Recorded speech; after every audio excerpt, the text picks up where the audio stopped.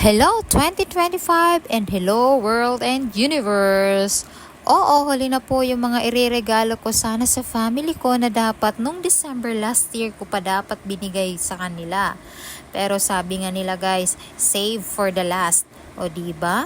Mas social sila ngayon. Kasi syempre tatanggap pa sila ng regalo galing sa akin. Pero kidding aside guys, kaya di ko na ibigay sa family ko ang mga regalo na iyan.